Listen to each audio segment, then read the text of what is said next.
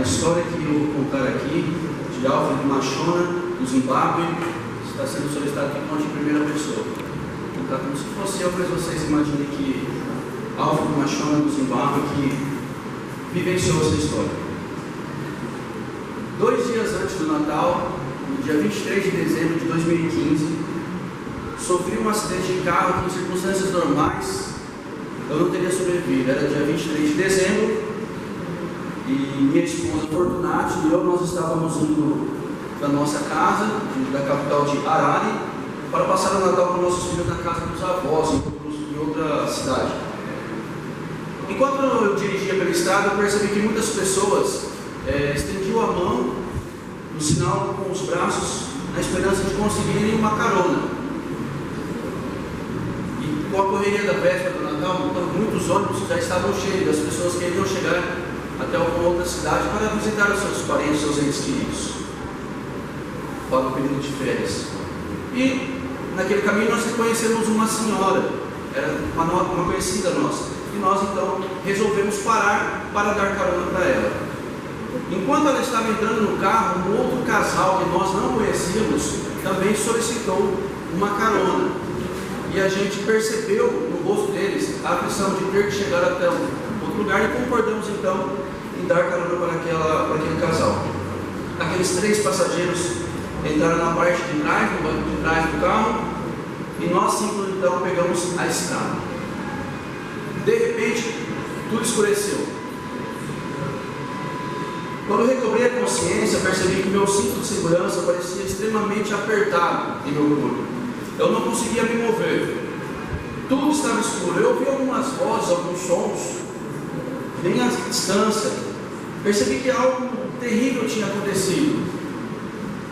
Senti um carro ser sacudido, a seguir ouvi um barulho de uma sirene de ambulância ou de um carro de polícia. Alguns momentos depois, senti que me tiraram do carro e me colocaram na ambulância. Uma enfermeira chegou até mim e perguntou para quem eu deveria ligar. E aí então eu perguntei para ela o que aconteceu. E ela então disse: um acidente. Dei o nome de 2 pessoas para que ela pudesse ligar: o pastor e o ancião da igreja. No hospital, o pastor não desperdiçou palavras e disse: vamos levá-los de volta até Harare, para o hospital de lá. Ele perguntou à enfermeira sobre minha esposa Fortunati. Então soubemos que uma caminhonete que vinha atrás de nós havia levado ela e os outros 2 passageiros a um outro hospital. Ela estava sofrendo de uma hemorragia interna grave. O pastor pediu que ela fosse transferida para o mesmo hospital onde eu ficaria internado. 2 ambulâncias foram convocadas. Fortunati e eu então fomos levados para o hospital de Harare. A última coisa que me lembro foi ser levado para fora do hospital. Nos dias seguintes, nos dias 24 e 25 de dezembro, tanto minha esposa Fortunati quanto eu, nós passamos por 3 cirurgias cada um de nós. Minha esposa teve um ferimento grave causado por seu cinto de segurança que rompeu seu intestino delgado, sendo necessário então a remoção de 40 centímetros do estômago. Sua mão e pés esquerdos também foram gravemente feridos, e os médicos inseriram alguns pinos metálicos. Em mim, os médicos colocaram placas de metal no antebraço esquerdo e pinos de metal na perna direita. A cirurgia mais séria foi para corrigir o deslocamento da minha coluna. O médico teve que operar pela frente do meu pescoço para inserir um implante nas minhas 4ª e 5ª vértebras cervicais. Mais tarde, ele me mostrou uma radiografia da minha vértebra e me disse o seguinte: você pode levar isso a qualquer médico do mundo e ele lhe dirá o que eu estou dizendo agora. Você é um homem morto. Esse raio-x nos diz que você está morto ou então paralisado dos ombros para baixo. Após 2 semanas no hospital, Fortunati e eu recebemos alta para irmos para casa e começar então sessões de fisioterapia intensa. Passamos as 6 semanas seguintes reaprendendo a caminhar. Pela primeira vez, ouvimos dizer que, em decorrência daquele acidente, 5 pessoas morreram. Foi uma colisão frontal. O outro carro que vinha em nossa direção era conduzido por um jovem que estava bêbado em alta velocidade. Mais tarde, vimos os 2 veículos totalmente esmagados. Os carros eram idênticos, 2 Honda Fit vermelhos. Meu velocímetro ficou parado por volta de 90 km por hora. Já o velocímetro do carro do jovem por volta de 170 km por hora.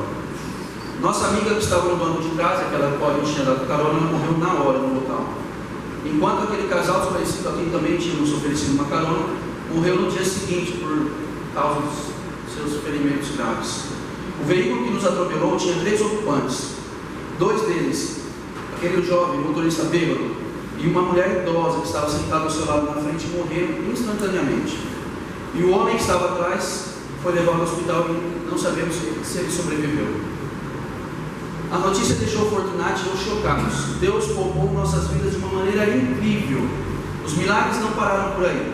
4 meses depois, em abril, pude começar as aulas pastorais na Universidade de Soluzzi, como havia planejado anteriormente. Naquele ano, 2015, parte da oferta do 13º sábado foi destinada a ampliar as instalações do refeitório de Soluzzi de 500 para 1.000 lugares. Obrigado por suas ofertas missionárias que permitem que escolas adventistas como a de Soluzzi preparem pastores para proclamar o poder de Jesus e seu breve retorno. Na semana que vem, então, nós vamos ver algumas conclusões da história de Alfred, da história de Fortunati e as conclusões que eles tomaram e como eles estão